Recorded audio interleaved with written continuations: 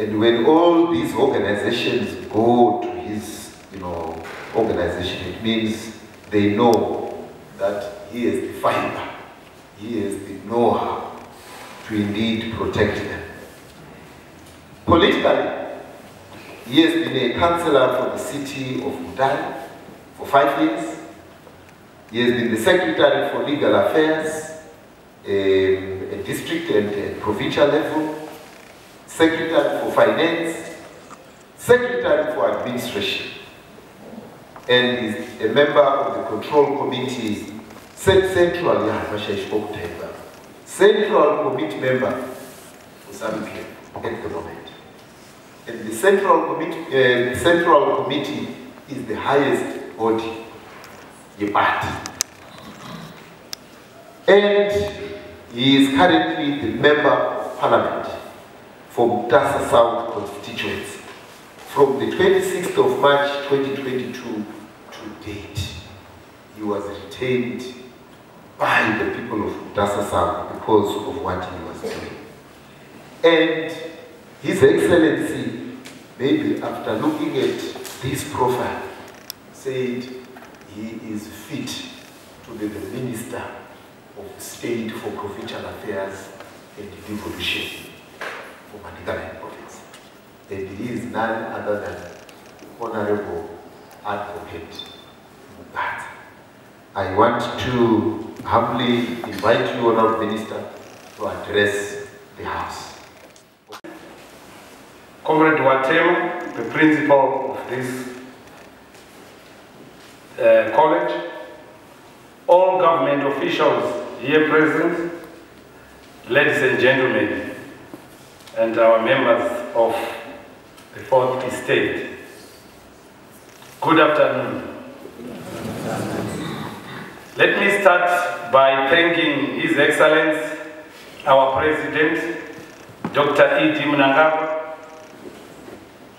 for appointing me the Minister of State for the province of Manicaland, for Provincial Affairs and Devolution. Please give him a round of applause.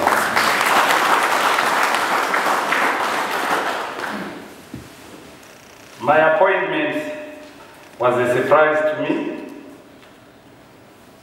but it was received with humility. I've been around Manicaland for my entire life. He didn't tell you how old I am. Let that remain a secret for now.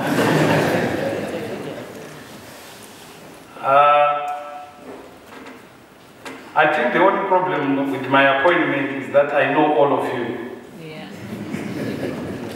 And I think it's vice versa. I don't know whether that's going to be a strength or a weakness. But I'm one person who enjoys working among the people he's familiar with. Because I think half of you here are my friends. Let me go straight to my speech. It is my distinct honor and privilege to address you as head of government, ministries, departments and agencies for Manicaland province. Indeed, when I was given this opportunity by His Excellency, the President of the Republic of Zimbabwe, Dr. E.D. Mnangagwa, I received and accepted the appointment with humility. I did not hesitate to come or to take up the position, for I have a strong emotional connection to this province as it is my place of birth and home. The mission and task ahead of us, ladies and gentlemen, shall not be easy, given of course the economic and social challenges and the sanctions that have been thrown upon this country by our detractors. I am confident of the supportive stakeholders and competent workforce that we have in Manicaland. I know 3/4 of you, and I know that you are very hardworking. I'm determined, and I know that we all have the zeal, energy, and courage to achieve the objectives of Vision 2030 and the NTS 1 as we all work together in achieving a prosperous upper middle income society by 2030. The Secretary and myself attended a high-level government meeting or retreat on the 14th of September 2023, whose focus was on moving the country forward towards Vision 2030. The thrust of government arising from this meeting is as follows.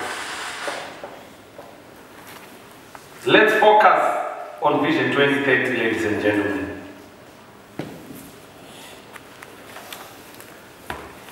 There is need for people-centered transformation, for a people-centered transformation agenda. Thus, we should have programs and projects which are people-centered in terms of improving the livelihoods of our people.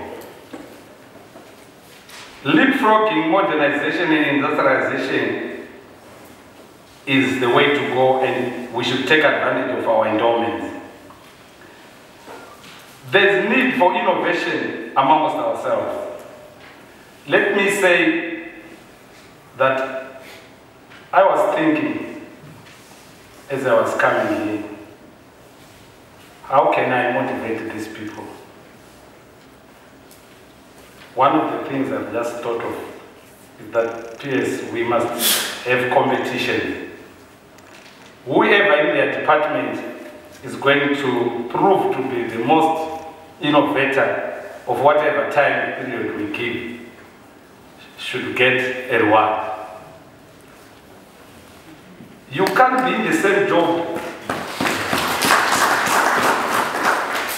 You can't be in the same job for years without having invented anything. What is it that is new that you have come up with? That is what we are encouraging you to do. Thus, we need to come up with new ways of doing things which are more effective and efficient. If there's nothing new to do, please change the door entrance. If you are using this side to get into your premises, go and change and start using the other side. You are going to see a change. You can't be using the same door forever and ever. Yes, if that's what the way it has to be, you have to, but I'm sure you understand what I'm trying to say. The need for us to benchmark ourselves against successful jurisdictions is necessary. The need to provide affordable services to our people is very important. The need to move our people from poverty to prosperity through relevant projects and programs is more than important. Implementation of government policies should be a priority. Unity among ourselves, teamwork is critical. We need to complement each other. Silo mentality has no space. When we say teamwork, we don't mean representing each other at important meetings like this. I've heard someone say, I am standing in for my acting boss. Your boss is acting. You have come to act also. I'm sure you get what I'm trying to say. But the good news is, PS, this acting business must be for at least a reasonable period.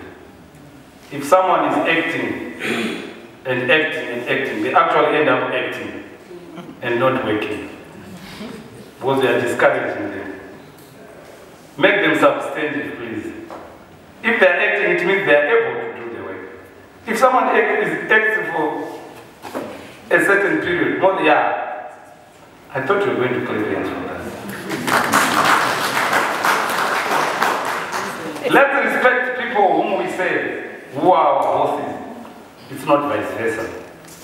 The elderly, for example, should be given special treatment. Kuma hospital. Has this equated 65 years?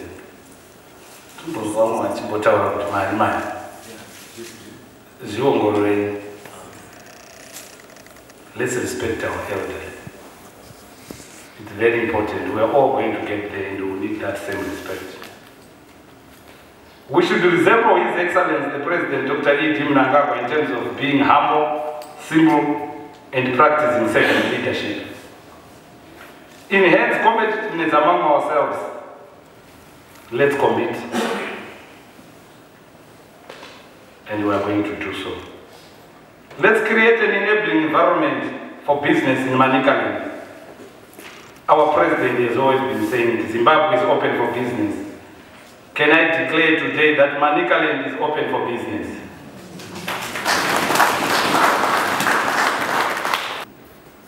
Something just has to happen while we are waiting. 24-hour service, I think, can help us for the meantime.